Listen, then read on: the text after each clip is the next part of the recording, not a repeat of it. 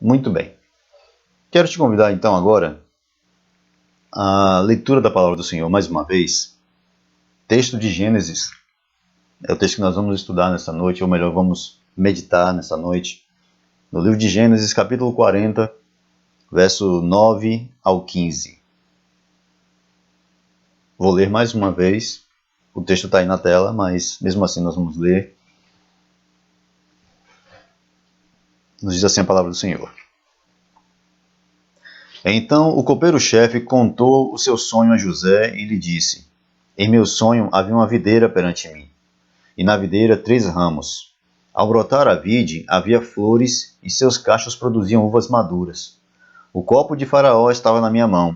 Tomei as uvas e as espremi no copo de Faraó e o dei na sua própria mão. Então lhe disse José: Esta é a sua interpretação. Os 3 ramos são 3 dias. Dentro de 3 dias, Faraó te reabilitará e te reintegrará no seu cargo, e tu lhe darás o copo na sua própria mão, segundo o costume antigo, quando era seu copeiro. Porém, lembra-te de mim, quando tudo te ocorrer bem, e rogo-te que sejas bondoso para comigo, e faças menção de mim a Faraó, e faças sair desta casa, porque, de fato, fui roubado da terra dos hebreus, e aqui nada fiz para que me pusessem nesta masmorra. Vamos orar mais uma vez. Bendito Senhor, eu quero te agradecer e te pedir, Pai Santo, que nesse instante nos conduza pela Tua Palavra. Senhor, abre os nossos corações, prepara o coração daqueles que ouvem, que eles possam ser guiados pelo Teu Espírito Santo para não só ouvirem, Senhor, mas aplicar esta palavra aos seus corações, de maneira que sejam cheios da Tua graça, obedientes à Tua Palavra, agradáveis a Ti, Pai Santo. Toma nas Tuas mãos Teus filhos, que a Tua presença, meu Senhor, nesse instante, seja plena e real na vida deles, para a glória do Teu nome. Te pedimos isso no nome santo de Jesus. Amém. Muito bem. José está na casa de Faraó, mas a história não começa aqui. Essa história tem um passado muito grande, muito longo. E essa história não chegaria a esse ponto sem esse passado. Então eu gostaria de chamar os irmãos a atenção para o contexto da história de José. Lembrando o seguinte, irmãos, a história de José não é a história apenas de José. Os personagens bíblicos, eles não têm uma importância por quem eles eram. A Bíblia não é um livro de heróis que passaram durante a história do mundo. Todos esses que estão citados aqui, estão citados porque fazem parte de um plano muito maior do que eles. De um projeto muito maior e muito mais soberano e supremo do que eles. José faz parte de um plano para a salvação de toda a humanidade. Ele é apenas parte desse plano. Ele é a continuação de um projeto que Deus iniciou no Jardim do Éden e que vai se prolongar até o último dia, que nos alcançou agora e que alcançará muitas gerações ainda até que o Senhor venha. Então, a história de José não deve ser lida apenas como a história de um homem que era infeliz e se tornou um homem próspero e feliz, mas é a história de alguém que foi usado por Deus para manifestar a sua graça e mostrar os seus planos soberanos. Então vamos entender qual é a história real de José. E uma coisa muito especial, José, nessa série que nós estamos pregando essa semana, esse mês, sobre a esperança, eu também espero que todas essas mensagens façam que os irmãos, nesse tempo de tamanha dificuldade e tribulação, parem para pensar sobre a sua condição diante de Deus e de como outras pessoas enfrentaram dias muito, muito difíceis, mesmo assim alcançaram a graça de Deus e a superaram. Então, eu quero começar lembrando o primeiro fato que é evidente. José é herdeiro de Abraão. A história aqui começa com Abraão. Capítulo 15, verso 5, Deus faz uma promessa para Abraão. Manda que Abraão saia e olhe para as estrelas do céu e diz a ele que tudo aquilo que ele vê, as estrelas que ele não consegue contar, que assim será a sua descendência. Em Abraão, agora, Deus faz uma promessa que a partir de Abraão ele começaria uma grande nação, um grande povo, uma geração imensa que povoaria toda a terra. É a partir de Abraão que Deus começa também, que Deus dá prosseguimento ao seu plano salvador. Lembrando que Abraão também ele vem de uma outra linhagem. Se nós puxarmos aqui, talvez você possa pegar aí o livro de Mateus, capítulo 1, verso 1 a seguir, a genealogia de Jesus. Você vai ver Mateus contando, a partir de Davi e de Abraão, toda a genealogia de Jesus, até chegar em José e Maria, de quem nasceu Jesus. Se você fizer o contrário, você pegar o livro de Lucas, Lucas vai começar a partir de José, pai de Jesus, e vai voltar até Adão, filho de Deus. Então, essa é a história que envolve todo um tempo. Não é a história apenas de um homem, mas de todo um tempo. José aqui, ele é ligado diretamente a Abraão. Abraão é o homem que recebe a promessa de Deus. E na promessa de Deus a Abraão, ele teria um filho que daria início a uma grande, ou que seria a partir de quem ele daria início a uma grande geração. Abraão, com Sara, que era estéril, tem um filho, Isaac. Isaac recebe a Rebeca como sua esposa, depois de um cortejo lindo, e Isaac recebe a sua esposa, e de Rebeca, Isaac tem 2 filhos, Jacó e Esaú.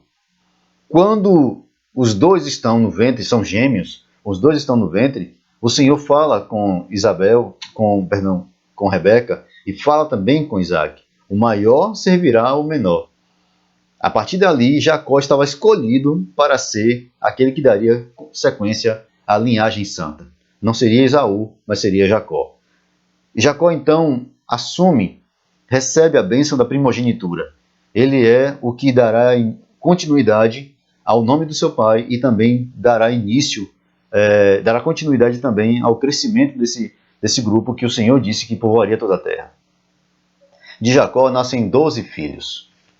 Esses 12 filhos de Jacó são os príncipes de Israel, chamados assim.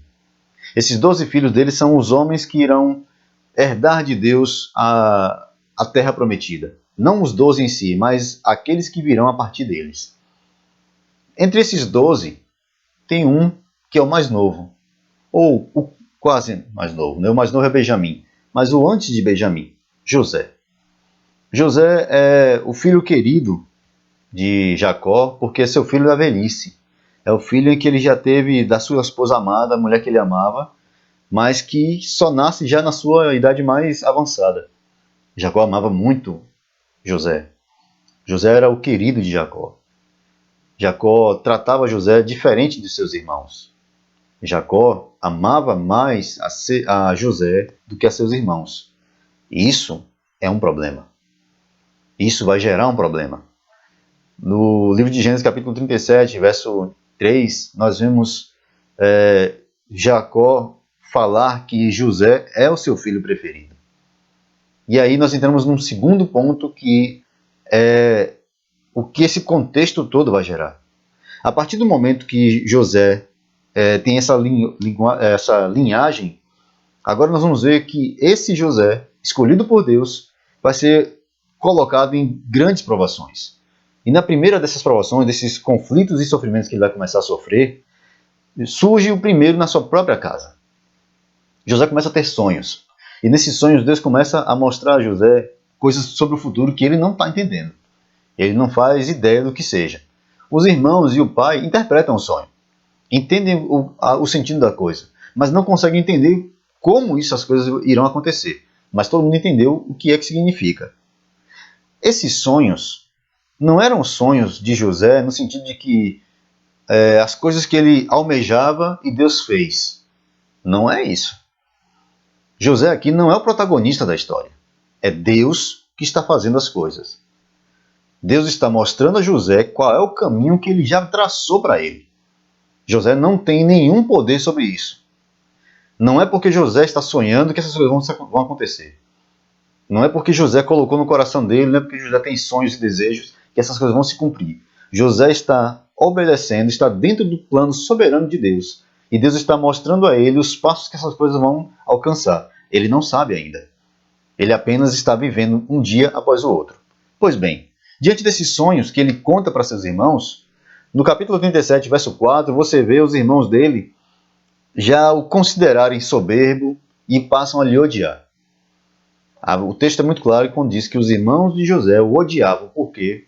Porque ele era o preferido do pai e porque ele continuamente falava para o pai o que eles faziam de errado. Trazia as más notícias do seu comportamento para seu pai. Ele era mais novo, os irmãos dele eram mais velhos. E aqui não entra a questão do que é que eles estavam fazendo. Quando eles perceberam que José era o preferido e eles passaram a lhe odiar, um dia eles aproveitaram esse momento, quando José estava sozinho com eles, o pai mandou para o campo para saber como é que estavam eles, e eles aproveitam esse momento então para planejar contra a vida de José. Agora eles vão se vingar de José. Os irmãos odeiam José, mas agora eles têm a oportunidade de se vingar dele. E como é que eles vão se vingar dele? Eles querem matá-lo. Judá entra na história e pede que, Rúben entra na história e pede que eles não matem o menino. Joguem ele no poço, tinham vários poços ali secos, jogassem ele no poço e deixassem lá. A intenção de Rúben era depois pegar o menino e levar de volta e entregar ao pai. Mas na ausência de Rúben, passou uma caravana de semitas e Judá então resolve fazer uma negociação. Ora, por que não vamos matar esse menino, que a gente não vai ganhar nada com isso? Vamos vender ele para os mercadores e vamos ganhar dinheiro com ele. O desejo de vingança anulou qualquer possibilidade de sentimento de família, de amor pelo irmão, de amor filial. José não era para eles o irmão. José não era para eles ninguém.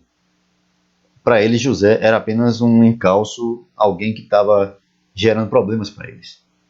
Então, agora, o que eles acham que é justo é se vingar de José. E é isso que eles vão fazer. Então, eles vendem José para os semitas. Rúben, quando retorna, lógico, fica desesperado. E a notícia que é dada a Jacó é que aquele menino foi morto no meio do deserto por algum animal feroz e lhe mandam a sua túnica encharcada de sangue, que eles tinham matado um animal encharcado no sangue. Assim José é vendido para o Egito, e ao chegar no Egito, ele é vendido para Potifar. Na casa de Potifar, ele começa a trabalhar e a servir a seu senhor. Na casa de Potifar, ele passa a gerenciar a casa. Ele passa a ser o maioral na casa. Abaixo de Potifar, só tinha José. Mas, dentro da casa de Potifar, também está a esposa de Potifar. E Potifar a esposa de Potifar tem um problema. Ela deseja José. O texto bíblico diz que José era formoso de porte e de rosto. E isso chamou a atenção dessa mulher. E ela insistia com ele para que ele se deitasse com ela. Ele persistiu em fugir várias vezes. Ela, na resistência dele, tomou isso como um insulto. E na última vez que ele resistiu, ela tomou, ficando com as roupas dele na mão dela, depois de ele ter fugido para não cometer nenhum ato, ela então se vinga dele. Já que ele não cede aos seus encantos, já que ele não cede aos seus desejos, então ela vai mostrar para ele o que acontece com quem não cede à sua vontade. Ela mente para o seu marido, mente para os seus servos e diz que José tentou estuprá-la, tentou humilhá-la. A palavra que ela usa, inclusive, é humilhação. E quando José faz isso, quando ele foge e ela chama então os criados, dizem que avisa para eles que ele tentou fazer alguma coisa com ela, e ele espera que Potifar chegue, e quando Potifar chega, ela está com as roupas de José nas mãos. Ele não pensou duas vezes, ele não se lembrou do que José fez pela casa dele, ele não se lembrou do que José estava, por que José estava lá. Ele apenas pensou na vingança, como um homem que foi traído por uma pessoa a quem ele deu muito poder em sua casa. E a vingança da mulher de Potifar, executada por Potifar, é mandar José para a cadeia, para o cárcere. Mais uma vez, José desce de um lugar de estabilidade para a crise, para um momento de dor e de angústia. Mais uma vez, ele está em situação muito difícil. Lá no cárcere, o carcereiro olha para José e vê nele uma pessoa que tem um talento natural. Ele é um bom gerenciador. Ele conhece bem as coisas. Então ele bota José como um administrador do cárcere. E é isso que ele faz. Ele começa a administrar ali e o carcereiro percebe que José, ele tem talento, ele tem um dom. Deus está abençoando ele. Tudo que ele faz, Deus abençoa. Então ele começa a prosperar ali dentro também. Uma prosperidade estranha. É um cárcere, é um lugar, ele é um prisioneiro. Não há nada de bom nisso, mas ali dentro, ainda assim, Deus o abençoa. Quando ele está lá, chegam dois homens, dois prisioneiros de Faraó. O copeiro Mó e o padeiro Mó. Foram presos por... José vai dizer que foi uma tentativa de se levantar contra o Faraó, uma tentativa de rebelião, de motim, talvez até de assassinato do Faraó. Não se sabe qual é, a Bíblia se cala aqui nesse instante, mas aí você tem José com esses dois homens. Esses dois homens um dia, durante a noite, a mesma noite, eles têm um sonho muito parecido um com o outro, mas com desfechos diferentes. José os interpreta. E o texto que nós lemos é justamente nesse ponto. Porque eu acho que esse ponto resume muito bem toda essa história de José. No versículo 9 até o 14, o copeiro Mó está contando a José o que aconteceu com ele e o sonho que ele teve. Quando ele tem esse sonho, ele conta para José, e José então o interpreta e diz: olha, em 3 dias você voltará para o palácio. Você servirá de novo o rei e colocará a taça nas mãos do rei. Era essa a função do copeiro. E ele ouviu isso. O padeiro também ouviu, mas o padeiro tinha um desfecho diferente. Ele seria morto no 3º dia. No 3º dia acontece uma festa no palácio. É o aniversário do rei. E ele dá um banquete para os seus servos e se lembra do carcereiro e do copeiro. E manda chamá-los para lá. Mas acontece que mais uma vez José vai sofrer uma injustiça, vamos colocar assim. Primeiro, José sofreu a injustiça por parte dos seus irmãos. Foi vendido como escravo. Depois, José sofreu uma injustiça por parte da mulher de Potifar. Foi lançado na prisão sem ter cometido mal algum. Agora, ele será esquecido pelo homem a quem ele ajudou, a quem ele consolou.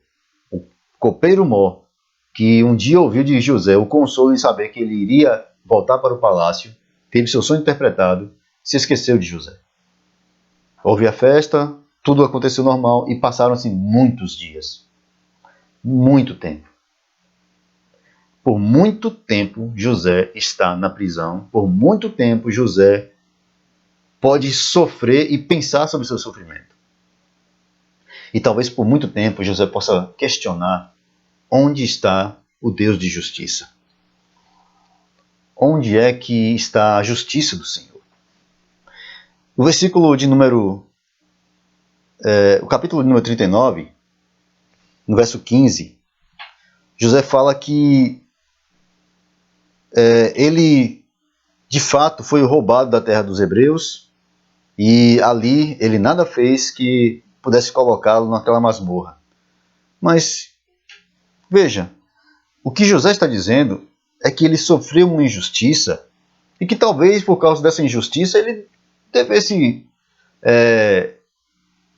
de alguma forma, ser restabelecido, restituído, vingado.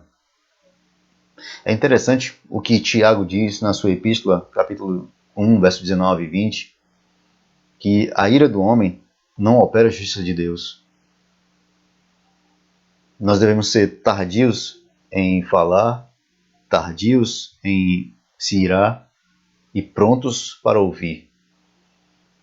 A impaciência e muitas vezes a necessidade de se posicionar ante as injustiças nos fazem agir de maneira incorreta e imprudente. A pressa em falar algumas coisas, a pressa em se posicionar, a pressa em defender os fracos e oprimidos nos leva muitas vezes a sermos opressores também. A não agirmos com a mesma temperança que deveria ser. O texto bíblico diz que o Senhor era com José. Olha como as coisas podem ser assim. Como é que pode ser isso? Como é que Deus pode ser com José e ele ser vendido por seus irmãos? A Bíblia diz: o Senhor era com José, José foi vendido por seus irmãos como escravo. Na casa de Potifar, o Senhor era com José. José vai parar na prisão. Na prisão, o Senhor era com José. Ele interpreta os sonhos. O copeiro se esquece dele. Deus estava com José, guardava José, enchia José da sua graça, mas isso não isentava José de todos os percalços desse caminho, de todas as tribulações que viriam sobre ele, de todas as angústias que lhe alcançariam. E mais, se você observar no final do texto, lá quando José ele está com seus irmãos, lá no capítulo 45, a partir do versículo 4, José chama seus irmãos para ele e diz a seus irmãos: ora, tudo isso me aconteceu por vontade de Deus. O Senhor me mandou à frente de vocês para estar aqui no Egito. Quando José é colocado no lugar de poder, ali estava a ocasião, a possibilidade dele se vingar, mas não é isso que ele faz. A justiça do homem, a ira do homem, não opera a justiça de Deus. Enquanto os homens se vingam, Deus age com justiça. Vingança e justiça são coisas completamente diferentes.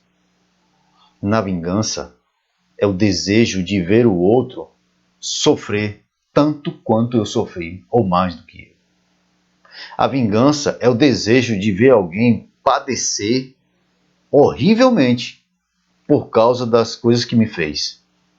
A vingança é o desejo de que o mal que veio sobre mim retorne sobre aquele que me causou. Mas Deus não age assim. Deus não nos faz pagar com a mesma moeda o que nós agimos com Ele. Porque se esse fosse o caso, eu estaria perdendo meu tempo aqui agora. Porque eu estaria pregando aqui. Se fosse o caso do Senhor nos pagar conforme a medida da nossa própria justiça, todos nós estaríamos perdidos. Justiça, irmãos. A justiça de Deus, ela é muito mais excelente do que os nossos atos pecaminosos. Tudo que nós fazemos está carregado da nossa própria natureza pecaminosa. E por mais que o Senhor nos santifique, o que lhe agrada é o fato de que o Espírito Santo nos conduz a fazer aquilo que é da vontade dele. E é o Espírito de Deus em nós que agrada a Deus e nos faz sermos agradáveis a Ele. É o sangue de Cristo Jesus que nos purifica de todo pecado, que nos apresenta diante de Deus, lavados e remidos, e nos faz agradáveis a Ele. Não é nossa justiça, não são nossos atos. Então todo ato que nós fazemos, toda vez que nós pedimos justiça, e olha, nós estamos num contexto em que isso é muito claro. O Brasil é um país que se fala muito sobre injustiças e que se fala muito sobre os defeitos dessa nossa justiça. Por exemplo, no Brasil é muito comum a gente ouvir as pessoas falarem que não existe justiça social, que há uma desigualdade social que é injusta, que é injusto alguns terem muito e outros terem pouco. E a gente entende justiça como se fosse igualdade. Mas justiça não é igualdade. Justiça é dar a cada um segundo os seus atos. Isso sem levar em conta a posição dessas pessoas. E ninguém faz isso. Não adianta a gente tentar ser hipócrita e dizer que não, que algumas pessoas fazem. Não fazem. Por quê? Porque nós temos a tendência a proteger aqueles a quem nós amamos e condenar aqueles a quem nós odiamos. A nossa justiça não é reta. A nossa justiça não é perfeita. Esse é um grande erro e esse é o grande problema. José não poderia fazer justiça porque se ele fizesse, se ele se vingasse, seria ele se vingando. Mas ele abre mão da vingança. Perceba que todo o tempo que ele está com seus irmãos, que ele chega à governança, observe, José é governador do Egito agora. Ele está sobre todos os demais. Ele agora pode fazer tudo o que ele quiser, porque abaixo de Faraó é ele. E acima dele, só Faraó. Onde está Potifar agora? Onde está a mulher de Potifar agora? E olha quem Deus manda para os pés dele, seus irmãos, que planejaram sua morte, que lhe causaram toda aquela dor. O que é que você faria se você fosse José? Qual seria a sua atitude se você agora fosse José? Você cantaria aquele infame daquele hino lá, Sabor de Mel? Agora que eu estou aqui em cima, né, você está aí embaixo, essa é a minha vingança. Agora essa é a paga que Deus me dá. Isso é a glorificação que Deus me dá. Porque agora eu me vingo dos meus inimigos, vendo eles sendo humilhados e eu sendo exaltado. Seria essa a sua reação? A sua reação quando você pensa em justiça é de você estar em uma posição boa e ver aqueles que te perseguiram, que causaram danos à sua vida em situação muito difícil, muito ruim? Olha como o coração do homem é tendencioso ao mal. Mas José não se vinga dos seus irmãos. José não se vinga de Potifar. O que José vai fazer? José vai receber seus irmãos, vai perdoar seus irmãos, vai trazer seus irmãos e seu pai e vai sustentá-los por 5 anos durante toda aquela fome. Eram 7 anos de fome. Durante 7 anos, toda a terra estava passando por grande seca, haveria fome absurda, terrível. E essa fome toda alcançou muitos lugares, inclusive as regiões onde estava o pai de José e seus irmãos. A ida deles para o Egito é uma providência de Deus. E é por isso que José reconhece e diz: o Senhor me mandou à frente de vocês para preparar para que hoje eu estivesse aqui e pudesse sustentá-los.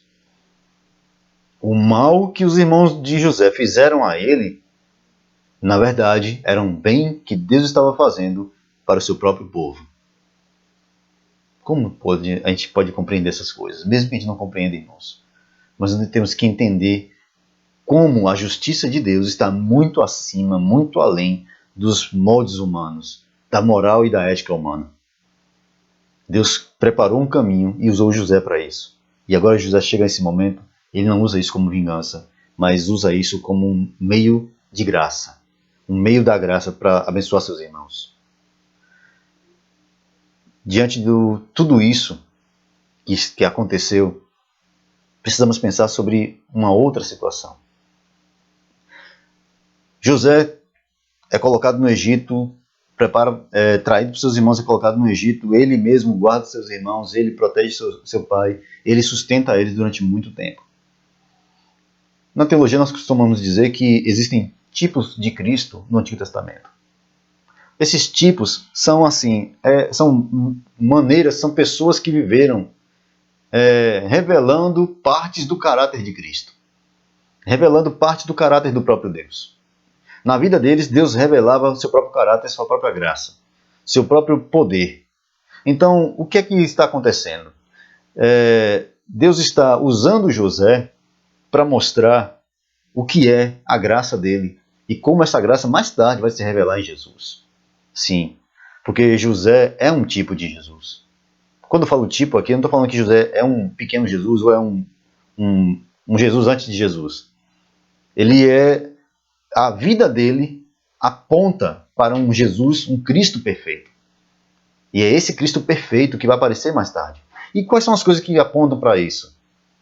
Sofreu, foi vendido por seus irmãos, foi rejeitado por sua nação, depois ele é colocado no governo e no momento de glorificação, o que ele faz? Ele chama seus irmãos e os abençoa.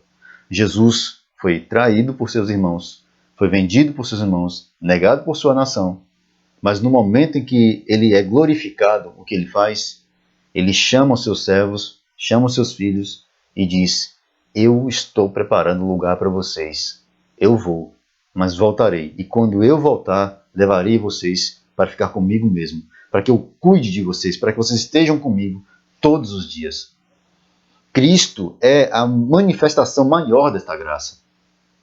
Cristo é o maior modelo de que a vingança, o desejo de recompensa agora nesse mundo pode ser muito forte em nossos corações, mas não é necessariamente a vontade de Deus. Não é o atender da oração do Senhor, a oração que nós fizemos ao Senhor, não será Ele atendendo em dizer: ora, vou matar o fulano porque ele tocou no meu ungido. Eu vou colocar uma pessoa na cama porque ela não fez a minha vontade. Antes, o Senhor demonstra a sua graça, e no meio de tudo isso, no meio de tanta corrupção, tanta tribulação, ele mostra ainda a sua graça. E onde é que ele mostra a sua graça? Através da sua igreja, através dos seus servos, através do seu povo. Quando o irmão André, o missionário André, ele, depois de ter passado aquela situação toda, dele ter ido à Cortina de Ferro, ter levado as Bíblias para lá, para as regiões da antiga União Soviética, parte da China, alguns lugares do norte da África, depois que ele volta dessas suas viagens missionárias, passado muito tempo, ele é convidado para uma reunião que aconteceria em Moscou. E nessa reunião em Moscou, havia uma mesa e eles foram chamados para o lugar onde era a antiga KGB. E alguns irmãos foram chamados para irem para essa reunião, líderes da igreja cristã. Era um tipo de pedido de perdão que o governo estava fazendo para os cristãos que sofreram durante o período da Cortina de Ferro. Ao chegar naquela sala, muitos dos irmãos que entraram estavam notadamente emocionados porque eles estavam passando pelos corredores que eles haviam passado há algum tempo atrás sob grande tortura. Eles haviam sido torturados, parentes deles tinham desaparecido ali, irmãos, pastores, morreram ao passarem por aqueles corredores e nunca mais voltarem para casa. E eles passando por aqueles corredores da antiga KGB, eles viam naquelas paredes a história do seu próprio sofrimento. Ao chegar àquela sala escura ainda, e de uma mesa imensa, todos se assentaram ao redor da mesa. E o homem que se assentou na cabeceira da mesa era o novo chefe do gabinete de segurança, um ex-comandante da KGB. Quando os irmãos viram aquele homem sentado na mesa, e ele se dirigindo a eles, dizendo: olha, nós estamos vendo um novo tempo, aquelas coisas que aconteceram até agora passaram, acabou, nós vamos viver um novo momento a partir de agora. Muitos dos irmãos não conseguiam entender o que estava acontecendo ali. Então, um dos irmãos pediu que o irmão André fizesse uma oração. E ele falou assim: vamos então fazer a oração que o Senhor nos ensinou e que talvez seja um momento mais propício para ela. E eles começaram então a orar, a fazer a oração do Pai Nosso juntos. Mas quando chegou no momento de dizer: perdoa as nossas ofensas, um dos irmãos que estava ali não conseguiu mais orar. E ele pediu que parasse a oração. E ele disse: meu coração não consegue, eu não consigo fazer essa parte da oração porque eu não consigo perdoar esse homem. Porque ele, para mim, representa toda a dor que eu sofri até o dia de hoje. Mas agora, nesse instante, diante de vocês, dessa oração, eu quero lhe dizer que eu lhe perdoo. E a partir dali, então, eles oraram novamente e ele conseguiu orar. Ele abraçou com aquele homem e ambos choraram e houve perdão sincero entre eles. Deus age de maneiras muito, muito difíceis, irmãos, às vezes para nós. E o nosso sentimento é sempre um sentimento de ira e de vingança. Mas a ira do homem não opera a justiça de Deus. Lembre-se disso, do conselho de Tiago. Então, esse José aponta para Cristo. O Senhor agiu com misericórdia, não por nossos méritos, mas porque Ele é bom. E aí entra uma última questão. O Senhor nos chama para sermos misericordiosos, como misericordioso é o nosso Pai, que está no céu. Ser misericordioso não significa isenção de dor e de sofrimento por traição, por mentiras, por confiar em uma pessoa que nos causou danos, tristeza. Não significa que não teremos mais decepções com este mundo. Ser misericordioso não significa que o mundo nos amará, nós seremos recebidos com tapetes vermelhos em todo lugar que nós formos.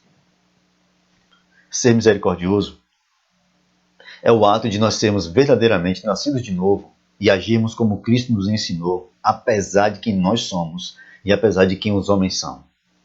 Ser misericordioso é uma tarefa de todo filho de Deus que o imita. Somos chamados para sermos imitadores de Cristo. Se somos imitadores de Cristo, irmãos, sejamos misericordiosos. José, lá no Egito, ele esperava que Deus fizesse justiça. Era essa a esperança de José, desde o início.